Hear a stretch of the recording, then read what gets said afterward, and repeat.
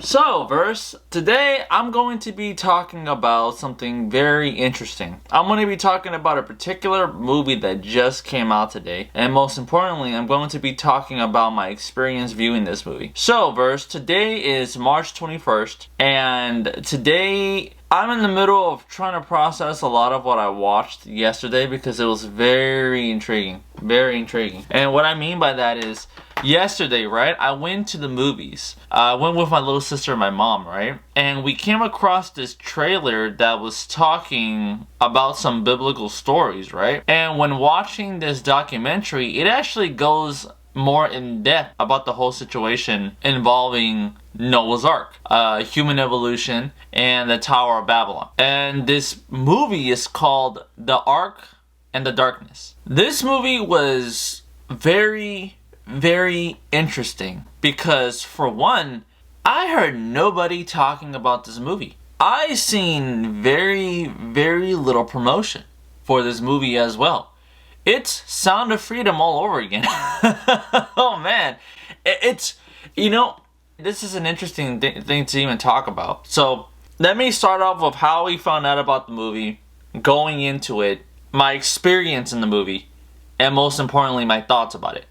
So, I only found out about this movie because my mom, she goes on the internet a lot, right? During her spare time. And she's on Facebook and she found a link to a trailer that had an image of Noah's Ark. And we're Christians, right? So we obviously are very into reading the Bible, you know what I mean? I'm very familiar with it, obviously, and anything that has to do with the Bible, I find very fascinating. She saw this, it was actually a trailer. And when she sent it to me, I was like, hey, like, what is this? Like, this looks very intriguing. Is it a movie? And when I saw the trailer, it was actually more of a documentary type of form. And I was like, oh, wow, like, is this like one of those straight to DVD or basically straight to streaming service type of movies? And no, it's actually in theaters. And it really blew my mind because I was like, the subject matter of it, how come it hasn't been promoted? Like, I heard very little about this project. And what I even come to realize about the film itself is that it's only a limited release movie. It's only out on March 20th. And the day that I'm making this video, today, the 21st. With very limited screenings too. I found out that the movie was supposed to be out at least twice a day. One at 4 and the other timing at 7 o'clock. At the theater that I went to the Regal Theater. It was only showing a one-time screening at 7 o'clock. One time. And I was like, I don't understand. Is this just because it's a documentary? Or is it because of the subject matter? That's what's so intriguing about this. And when watching the movie, what it talks about, I won't spoil anything because this is a documentary. I would have to go in depth talking about the whole thing, right? It's a lot that I'm even still processing. But it's really a movie that really gets you going, wow, really? And it backs up a lot of what it talks about. And it's really a film that you need to see for yourself. If you can't see it in theaters by the time that I'm making this video, then it's a movie you definitely have to see when it comes out. And I have a feeling it's going to be really hard to find. It's really interesting to me that movies like this that talk about biblical subjects are always very limited. Why? I don't understand. And it really makes me raise an eyebrow because it goes to show, well, what kind of other projects are coming out that people are trying to hide. It really makes me wonder how come these type of films are never promoted, but they promote other garbage. And it's really weird from my experience too, because I never would have thought that I would ever go to a movie theater to watch a documentary before. Usually when you watch a documentary, it's something that you would see on a streaming service or like on the History Channel or something like that, right? But a documentary, and this was very, very intriguing for me. Not in my opinion, it is very intriguing. It's a movie that you really have to see. The thing about these movies that I really find so frustrating is the experience. So, this is where I bring in the movie of Sound and Freedom. If anybody knows about that movie was highly controversial to the point where they didn't promote it at all. But yet a lot, and I mean a lot of people went to go see that movie because it was very important that you went to go see that movie. It was trying to tell you something. And then other than that, when the movie was released, because people clearly were talking about it, even mainstream media was talking about the movie but was trying to downsize it. Trying to say, oh, that they're trying to show political messages in your face. They're trying to show this and that. And when I saw this, I was like, that's not what the movie's even about. Like, what are you talking about? Like, when you see that movie, it's incredibly hard to watch because of the subject matter, which I won't get into. But I would just say the movie in general is a hard movie to watch. It's the type of movie where if you see this, you don't want to eat. I didn't eat anything when I saw that movie. When it came down to that movie too, one thing that caught a lot of people's attention on this movie was the experience. Now this is where I'm going to go into the experience. When people went to go see Sound of Freedom, there were incredible amounts of complications, especially at the AMC theater. I never, ever want to go to that theater again, because a lot of what people were saying when you go into that theater was that when you went to go see Sound of Freedom, the lights were left on, the AC was turned off. There was a lot of times where people would come in saying that there was an issue with the movie. There was one video, if I could find it, where somebody said, oh, we're having issues with our plumbing, so we had to evacuate everybody. And then I remember people were asking, okay, what about the other theaters? Oh no, it's only particularly in this one. And people are like, really? How convenient, and only this theater was showing this movie. Interesting, right? But hey, you got the Marvels playing, but hey, that one's good to go, right? Okay, like what the heck? And then a lot of things that people were saying was that midway in the movie, they'd stop it. They talk about the fact that, oh, that there was another issue of some kind. And people were getting very frustrated because every single time you would go see the Sound of Freedom movie, there was an issue of some kind. Went to see Sound of Freedom, and this happened.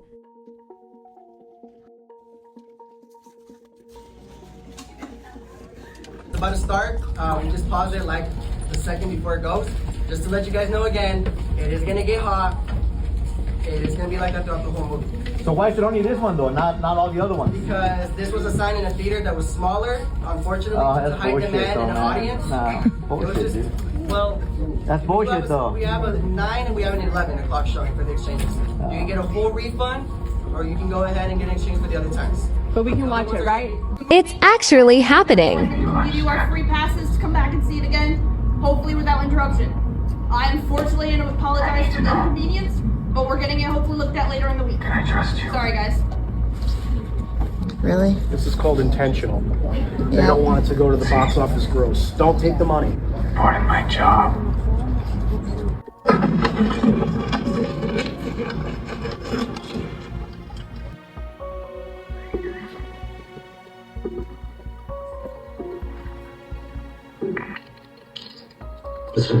What a coincidence. A huge coincidence. And I actually experienced that yesterday at the Regal Theater. When me and my mom went to go see the movie, we sat there and we didn't think the movie was gonna be full. And then nowadays, since you can actually arrange your seatings, me and my mom, we got our tickets the day before. We went in very early to get these seats just in case. And when we went to go get the tickets, I found out that the movie was packed. A lot of people actually wanted to see this movie, despite the lack of promotion. And that's incredible. It goes to show that people can do their own research, and it goes to show you need to keep an eye out for what's out there, you know, because there are certain things that people are trying to hide from you. I won't go more into that, but I would just say that there are certain things that people try to keep on the download. There's a reason why biblical movies are only limited releases and only limited showings. Now, going into the theater, when I went in, a lot of people came. And I was like, wow, this is great. I love the fact that a lot of people came to the theater. When the movie started, I wasn't sure if I was even watching a trailer or not. Because if anybody who goes to the movies knows that when they're showing previews, the lights dimmer down a little bit. But then once the movie plays, like it's starting, what do? They have the sound going, and most importantly, they have the lights turn off, right? When you watch a movie in the theater, you want it to be dark so you can see the whole thing. But when the movie was playing, I caught something, because everybody was still talking, everybody was just waiting for the movie to start. There was this segment that was starting off in the beginning, and it was just going on for quite a few minutes. And then I was really paying attention to it, and I looked at my mom, I said, Mom, I think this is the movie. And my mom was like, no, that's a preview. And I said, no, Mom, that's the movie. And right in the beginning of this documentary, they were showing the title of the movie and the credit. And my mom was like, is it? I think it's the movie. Why are the lights still turned on? And to even prove it, I recorded it.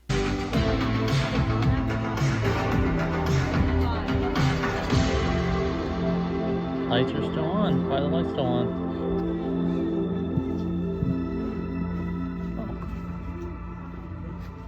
This documentary, I'm sorry, was 2 hours. I was very into it, and I could tell a lot of people were getting so frustrated with the fact that the lights were turned on that I almost got up myself. My mom even suggested I should get up, but I told her no, because I noticed that right in the beginning of the movie, at least 4 to 5 people got up without the people that they came with to go down there and immediately came back. I don't even think they went to the bathroom. I think they went down there because they went to go complain about the fact that, hey, this movie's starting. Why are the lights still turned on? Like, can we turn them off?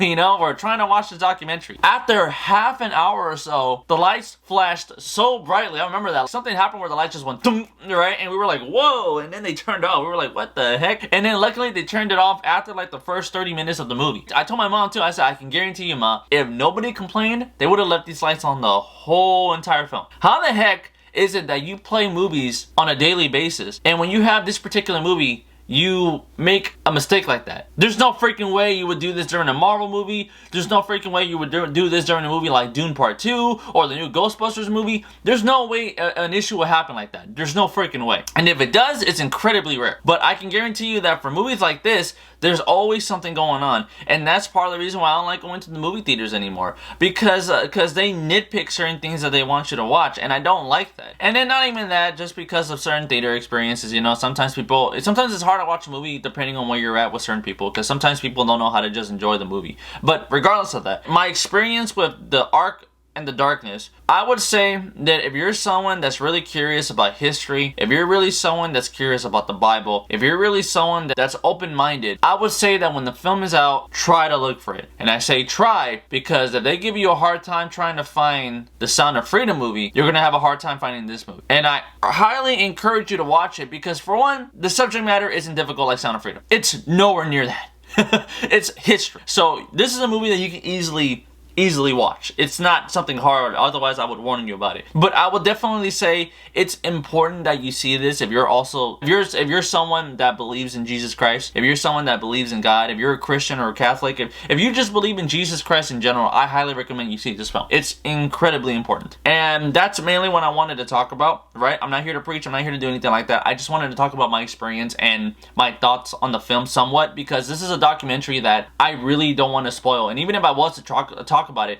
this is a film I would have to see multiple times. I only saw it once. Like I said, it just talks about the subject matter of evolution, Noah's Ark, highly Noah's Ark, and the Tower of Babel. If you know about those two things in the Bible, evolution's one thing, everybody knows about that. But if you know anything about the Bible, Noah's Ark, it goes into depth about why that occurred, how it happened, what happened after, and the cause and effect of the whole planet being covered in water. You know, the Great Flood. So it's just amazing. And then how things came to be because of the Tower of Babel.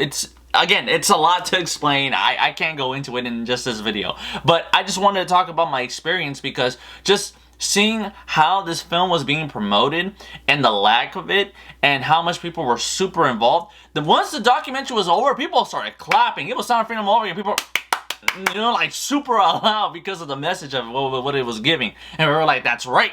So I'm just saying, like, movies like this, really, people need to look out for. And if you don't, well, then that just goes to show where your focus is on. That's what I'm just trying to tell you, Verse. Make sure you keep an eye out for stuff like this, because it's very, very important. But all I'm saying, Verse, is that now that this is the second time that I came across a project that's been, how would I even say, that's been promoted to such a low degree, I would definitely say make sure that from now on, if you're into biblical subjects, I would absolutely say keep an eye out for certain projects coming out. Find certain websites, go on to your Fandango, Regal. I wouldn't recommend AMC. But other than that though, Verse, I mean, again, I'm just telling you my experiences. I'm just telling you my thoughts. Again, I highly recommend you see this documentary. I think it's incredibly important. It's going to reveal a lot of, I mean a lot of things. And if not, well, hey, that's on you. It's very unfortunate. But at the end of the day, you know, that's why I'm here talking about it. But it's not really the film itself that I'm trying to go into. It's the experience and just what I've noticed when it comes down to these films of how they treat them. It's always an issue of some kind. It's always a very, very limited release. It's always hidden. If you don't find it, you're not going to know about it. And that's the thing that makes me go, what the heck? And then the fact that I even experienced it myself now, going to the theater, I was like, what's going on here? But other than that though, Verse, thank you very much for watching. If you like what you saw, then make sure to hit the like button, subscribe, and hit the notification for more content as always. Look forward to the next video, Verse. And with that said, I'll see you in the next one. Later, Verse.